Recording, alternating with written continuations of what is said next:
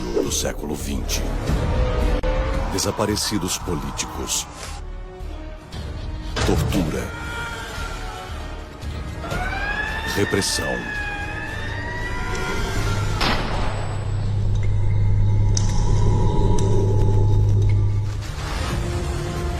A sorte é que o Brasil tinha guerrilheiros de esquerda que lutaram pela liberdade. Não lutavam por liberdade, isso é mentira.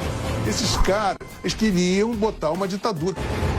Queriam uma ditadura revolucionária, comunista. Era uma ditadura militar, armada. Qual é o argumento contra fuzis? A esquerda brasileira, que se diz ter combatido pela liberdade, mente. Os guerrilheiros não lutavam por democracia. A esquerda brasileira, que se diz ter combatido pela liberdade, mente. Grande parte dos professores de história também mente, porque eles também são de esquerda. Nenhum grupo de luta armada defendia a democracia. Nenhum. Você não acha um documento, uma vez, a palavra democracia. Essa ideia de que comunismo e democracia andam juntos, ela não existe, né? O comunismo, ele exige controle, exige ditadura dos cidadãos, né? Eles lutavam para estabelecer uma ditadura pró-soviética. Isso é politicamente incorreto. O que eles defendiam era uma ditadura ou de viés soviético, ou de viés cubano, ou de viés chinês. A ditadura brasileira foi uma lástima, foi terrível, foi um período tenebroso da história do Brasil. Ela só não foi pior do que se a gente tivesse vivido uma ditadura comunista. E aí sim, meus amigos, ia ser um total desastre, né? Porque as pessoas têm que entender que esses septuagenários trambiqueiros que estão aí eram todos os universitários de 68. Todos os envolvidos são septuagenários. Lula, a Dilma, o Dirceu, o Genuíno, o Caetano, o Gil, o Chico Buarque, todos estão nos seus 70 anos. Usufruíram muito do poder, nunca sofreram, Ziraldo, Jaguar, todos esses caras são ícones. Floresceram, viraram heróis e ganharam a credibilidade e o prestígio que meio que indevidamente conseguiram por causa desse contexto histórico de difamação e de uma narrativa. Lutamos contra a ditadura. Tem que parar. Isso é cala a boca. Isso é uma imoralidade. Você não pode falar isso. Você era a favor de Cuba. Você é amigo do Fidel Castro. Você engole esta língua. Você não tem moral de... Quem é amigo do Fidel Castro não tem moral de pleitear porra nenhuma. Eles se mostraram a canalha que são, ladrões, fanáticos, imbecis, imunes a tentativa e erro. Muitos deles, os que amadureceram, os que envelheceram e amadureceram, eles olham para aquela época e pensam, que bom que a gente não ganhou. Que bom que nós não fomos vitoriosos. O Fernando Gabeira fala isso, o José Serra fala isso, o Aloysio Nunes também, né, que foi motorista do Marighella, fala isso. Tanto que se você pegar todos os manifestos, todos, não há um que fale em democracia. O mundo, além dessa divisão, que é uma divisão de modelos de vida, de mundo, modelos de humanidade, ele também estava vivendo um processo de transformação temporal muito significativo, né? A juventude estava entrando na era do sexo sem repressão, na era da disseminação de drogas de uso cotidiano, mais estética mesmo, conceitual, de linguagem, de música, de tudo. Então isso tudo criou aí um caldo muito grande, abriu muitos caminhos. Mas aquele movimento dos anos 60 só pegou porque virou calça jeans. Só pegou porque virou calça jeans, porque os hippies conseguiram vender calça jeans para todo mundo, camiseta rasgada, lenço na cabeça, estilo de vida descolado. Tanto que hoje a calça jeans custa caro para burro e você já compra ela rasgada. Então, assim, a utopia dos jovens dos anos 60, na verdade, se transformou em estilo de consumo vendido pela publicidade. A gente tem que recontar essa história de 64 como se fosse um golpe militar. Não, os militares foram forçados a intervir, porque já estava uma baderna. O Jango decretou estado de sítio. Tava meio Venezuela, sabe como tá agora? Não tinha porra nenhuma, tinha caminhões chegando na rua para dar açúcar, víveres para a população. Não tinha água, não tinha luz, sabe? Então você vivia assim, reforma agrária. Minha mãe falava, ai meu Deus, eu acho que a gente vai perder o nosso sítio em Petrópolis, sabe? Essas coisas assim, que classe média, pequenos terrores da classe média. O Jango era um fanfarrão. Eu não acredito que ele criaria uma ditadura no Brasil. Talvez o Brizola, talvez o Lamarca ou algum guerrilheiro mais linha dura, mas o Jango não. Que o grande erro da ditadura militar foi eles não terem, na hora, arrumado a casa, dissolveram o Congresso. Bota as eleições, tinha o Kubitschek, tinha o Lacerda, o Magalhães Pinto, tinha um monte de gente que poderia, o próprio Tancredo, você está entendendo? Que poderiam voltar a uma sociedade civil, etc e tal, e eles não ficaram com esse papel de vilões. Mas por que ficou para a história que os guerrilheiros lutavam pela democracia? A ditadura acabou, a esquerda tinha as redações de jornais, os centros culturais e as universidades. E com o tempo foi aumentando e agora tem as escolas também. Professores do ensino médio que ensinam que o José Genuíno lutava pela liberdade. O que é mentira. Mas eu peguei um colégio cujas características não eram de esquerda, mas a esquerda já tinha entrado de uma maneira subliminar. Você tinha que fazer música meio Chico Buarque. Na aula de moral e cívica você tinha que cantar as músicas do Chico Buarque. Mesmo o Chico Buarque se considerou um mal, um cacete. Ele era o bom menino, aqueles olhos azuis doces de meio. Ele era um bunda mole, nacionalmente reconhecido. Historicamente, a falácia venceu a história. A versão venceu o fato. E de que forma a versão venceu o fato? Você pega qualquer livro didático, hoje, que tem no Brasil, no ensino médio, por exemplo, vai estar lá escrito que a luta armada levou à democracia. A própria presidente Dilma, que participou num desses grupos de luta armada, sempre insistiu de dizer que o fim do regime militar deveu-se à ação dos grupos de luta armada. Nada, ao contrário, o fim do regime militar deveu-se a outras questões, da luta democrática e não da luta por um regime comunista, como um dos grupos, eram vários, um dos grupos que a senhora Dilma participou. Não há relação, portanto, entre luta armada e restabelecimento da democracia. Por que não há? Porque os grupos de luta armada não defendiam a democracia, defendiam um regime comunista. Você pode até não gostar, mas na América Latina e no Brasil, figuras de esquerda, como Che Guevara, ficaram extremamente populares. Álbuns de rock, capas de caderno, camisetas, adesivos, qualquer sindicato que se preze tinha lá a foto do Che Guevara. Por que a esquerda revolucionária ficou tão pop? Porque quando acabou a ditadura, a esquerda, ela sequestrou para ela toda a imagem de humanista. Ela gosta de dizer que ela combate com flores, de preocupada com o bem, de preocupada com o ser humano, quando historicamente, quem conhece um pouco de história sabe que os regimes de esquerda foram extremamente violentos, extremamente totalitários. Aí morre o Fidel Castro e um monte de idiota. Pô, você não acha o Hitler um merda? Sim, Fidel Castro é um merda igual ao Hitler. É um genocida, é um filho da puta, é um ditador. Não, sabe, eu tenho uma metáfora horrorosa que eu digo que uma pessoa que publicamente se declara pró-Fidel é como se ele tirasse a roupa e fizesse um cocô em cima de um caminhão de trio elétrico. E não limpasse a bunda, diga-se de passagem. Por isso que o livro do Leandro fez tanto barulho. E no começo a reação sempre foi super negativa ao livro dele, por parte dos historiadores, eu quero dizer. Porque, por exemplo, certas figuras ficaram conhecidas e construíram um mito de si próprio. José Dirceu é um deles, né? Ele nunca participou efetivamente de nenhum ato de luta armada, porque ele é preso num congresso estudantil em 68, em Ibiúna, no interior de São Paulo, tal. E depois vai para um exílio em Cuba, etc, tal, volta ao Brasil de uma forma não muito esclarecida, depois vai para um alto exílio no oeste do Paraná, também não muito bem explicado, uma situação toda muito estranha, mas construiu a vida como se ele fosse um defensor das liberdades. Nunca foi. Mas a falácia em relação ao Zé Dirceu foi tão grande que depois ele foi réu e sentenciado no Mensalão e hoje, mais ainda, foi já réu e sentenciado a uma pena muito mais severa do que o Mensalão no Petrolão. O que combatentes da guerrilha no Brasil queriam? Eles queriam destruir uma ditadura que representava interesses americanos porque eles queriam transformar o Brasil numa grande Cuba. E este palhaço do trágico será no futuro um pesadelo, a lembrança de uma época sem saudade. Os ditadores nunca fogem ao seu destino. Pensar, senhor presidente, que por pouco o Brasil não foi uma Cuba grande. Como esta vergonha grande. Fidel Castro é a buena dicha mais fácil da história. Portanto, a esquerda estava se preparando para tomar o controle no país mesmo.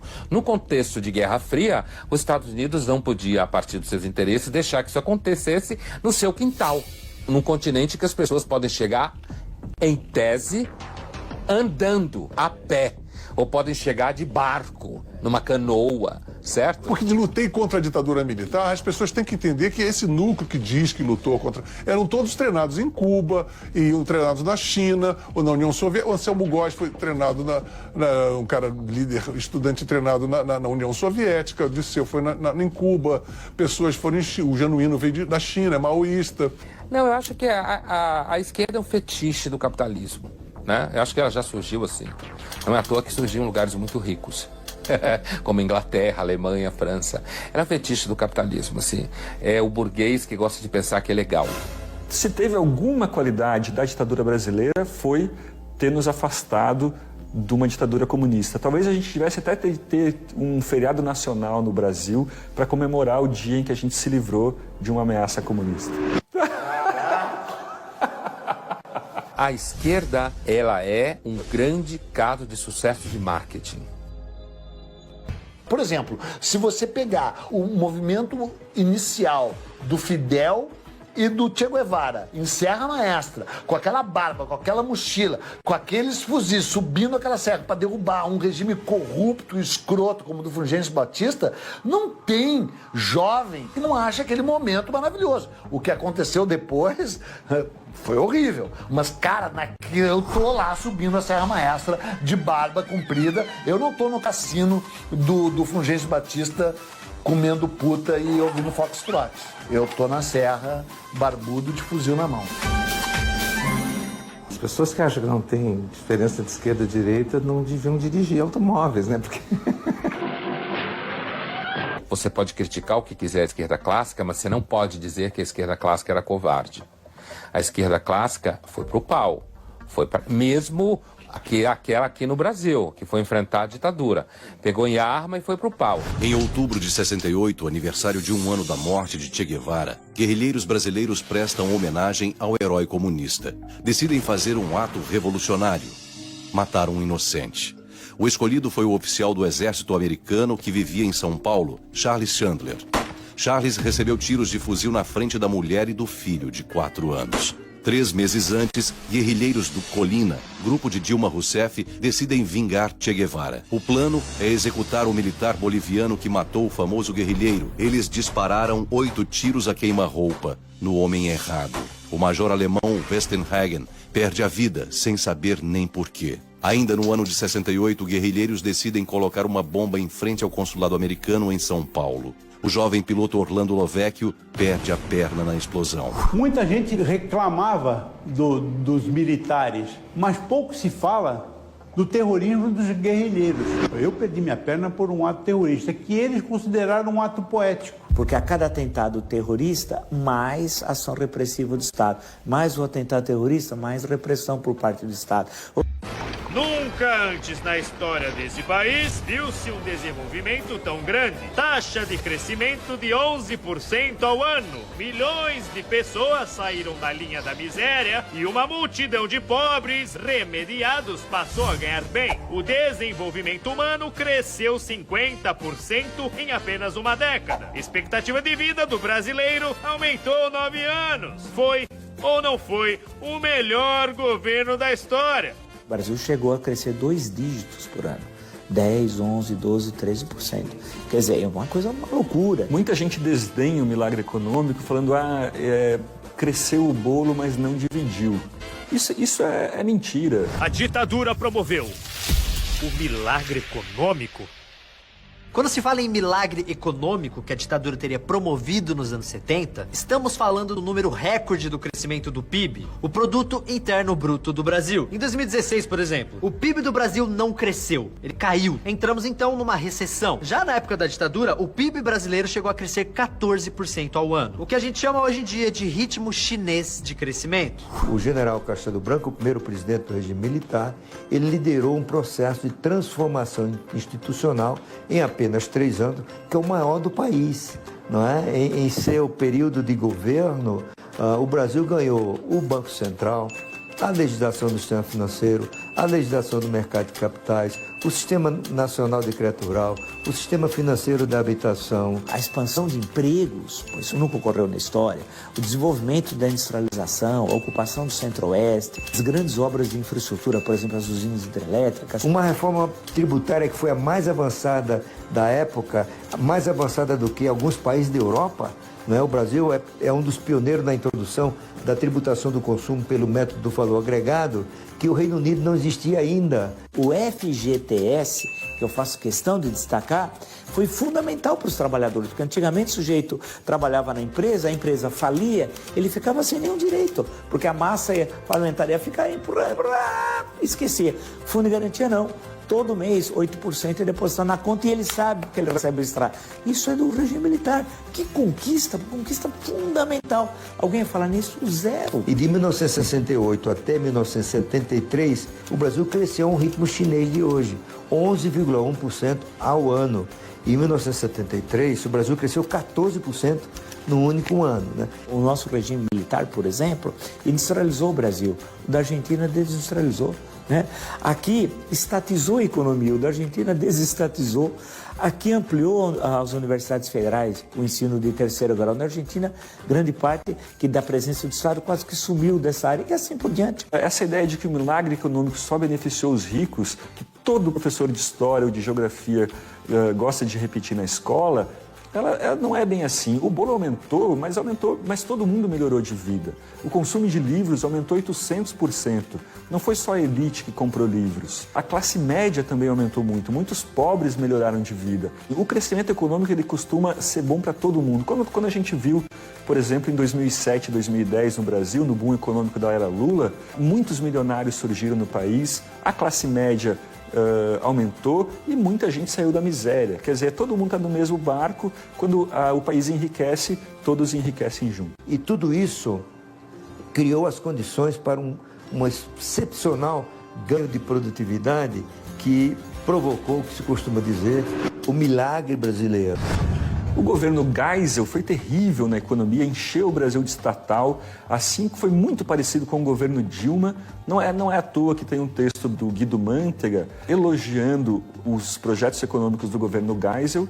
Então, muito do que a gente teve do Brasil de ruim, de inflação nos anos 80, isso tudo veio da ditadura. O PIB do Brasil passa, pós-regime militar, a ter um comportamento muito pior do que o século anterior, muito abaixo da média global e indo para uma economia decadente por causa desses investimentos contra a globalização.